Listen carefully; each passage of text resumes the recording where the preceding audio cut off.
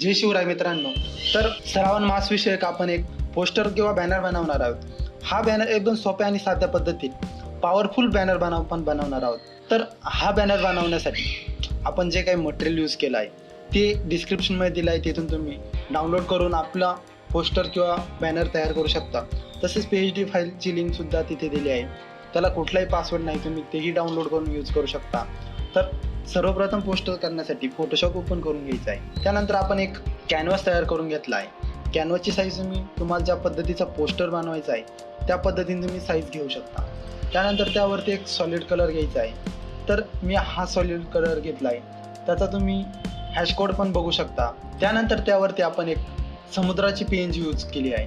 तर अशा पद्धतीची काही इमेज होती, ती आपण Pinterestवरून डाउनलोड केली आहे किंवा डिस्क्रिप्शनमध्ये दिलीच आहे. त्यानंतर त्याला आपण सॉफ्ट लाईट हा ब्लेंड मोड दिला आहे. त्यानंतर आपण अशा पद्धतीचे काही स्टार्स ॲड केले आहे किंवा पॉईंट्स ॲड केले आहे. तर ती नॉर्मलमध्ये अशी इमेज होती आणि त्याची ऑपेसिटी अशी जास्त होती. तर आपण त्याची ऑपेसिटी 70% करून घेतली आहे आणि त्याचा ब्लेंड मोड आपण स्क्रीन करून घेतला आहे. त्यानंतर आपण एक माउंटनचा PNG टाकला आहे.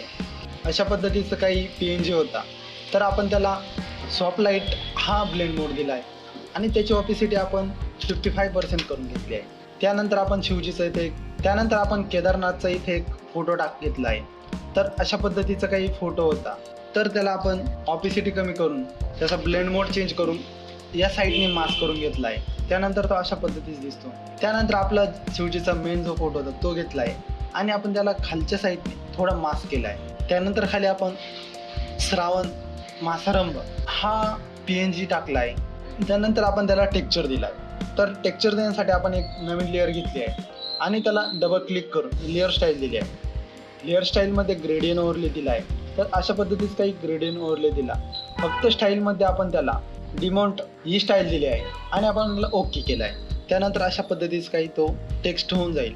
त्यानंतर इथे आपण एक स्लोगन ॲड केलं आहे. तर हे स्लोगन आपण बालोटीच्या फॉन्टमध्ये दिलं आहे. त्यानंतर त्या लेअरला सिलेक्ट कर.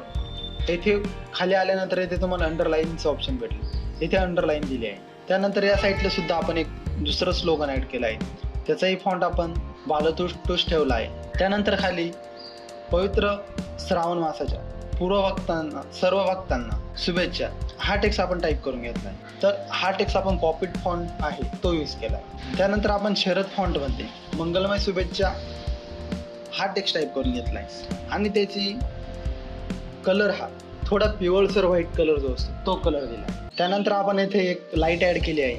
तर व्हाईट ब्रशने आपण तेथे लाईट तयार करून घेतली आहे आणि त्याचा ब्लेंड मोड हा सॉफ्ट लाईट दिला आहे. त्यानंतर येथे आपण एक फुलाचा PNG ॲड केला आहे.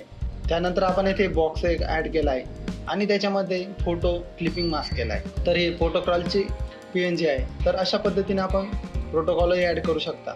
तर आता तुम्ही म्हणशाल की बॉक्समध्ये फोटो टाकून क्लिपिंग मास्क करणं तर ते सोपं आहे, पण त्यावरती आपण हे डोकं जे आहे ते वरती कसं काढलं. तर सर्वप्रथम आपण एक बॉक्स घेतला.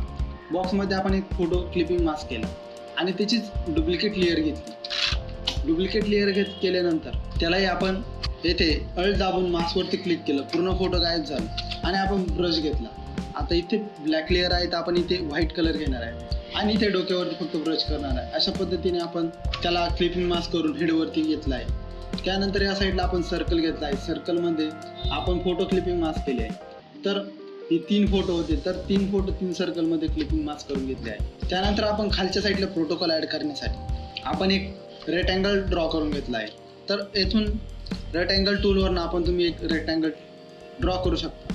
तसेच आपण इथे एक फोटो ॲड केला आहे. जे शुभेच्छुक होते त्यांचे फोटो ॲड करून त्यांची शॅडो तयार केली आहे. त्यानंतर येथे श्री धनराज हरिभाऊ महाले श्रीलिपी फॉन्टमध्ये आपण त्यांचं नाव टाईप करून घेतलं आहे. त्यानंतर त्यांच्या नावाच्या खाली आपण एक लाईन ॲड केली आहे. लाईन ॲड केल्यानंतर खाली त्यांचं जे पद होतं ते पद ॲड केलं आहे. त्यानंतर शिवसेनेचा लोगो ॲड केला आहे. एवढं झाल्यानंतर आपला बॅनर तर रेडी झाला आहे, पण ह्या बॅनरला आपल्याला फायनल फिनिशिंग बाकी आहे. तर फायनल फिनिशिंग देण्यासाठी Ctrl+Shift+E करून आपण एक सेपरेट लेअर तयार करून घेतलं आहे. सेपरेट लेअर झाल्यानंतर त्याला आपल्याला फिल्टरमध्ये जायचं आहे. पहिले लेअर सिलेक्ट करून घ्यायची आहे. त्यानंतर फिल्टरमध्ये जायचं आहे. त्यानंतर ते फिल्टर गॅलरीवरती यायचं आहे आणि ते टेक्स्चरचा जो ऑप्शन आहे तर टेक्स्चर देऊन अशा पद्धतीचं टेक्स्चर येईल. तर अशा पद्धतीचे टेक्स्चर देऊन घ्यायचं आहे. तर टेक्स्चर दिल्यानंतर ते टेक्स्चर आपल्या इथे चेहऱ्यांवरती नको आहे, तर आपण त्याला एक मास्क तयार करून चेहऱ्यांवरती टेक्स्चर काढून टाकला आहे. त्यानंतर अशा पद्धतीचा काही इफेक्ट तयार होईल आणि तुम्ही बघू शकता मित्रांनो किती पॉवरफुल क्वालिटी आपला बॅनर तयार झाला आहे. तर पुढचा व्हिडिओ कोणत्या बॅनर डिझाईनवरती हवा आहे तेही तुम्ही कमेंट करून सांगा. पुढचा व्हिडिओ नक्कीच त्या बॅनर डिझाईनवर, पोस्टर डिझाईनवरती घेऊन येणार आहोत आपण. तर असंच नवनवीन ट्युटोरियल बघण्यासाठी आत्ताच व्हिडिओ लाईक करा आणि चॅनलला सबस्क्राईब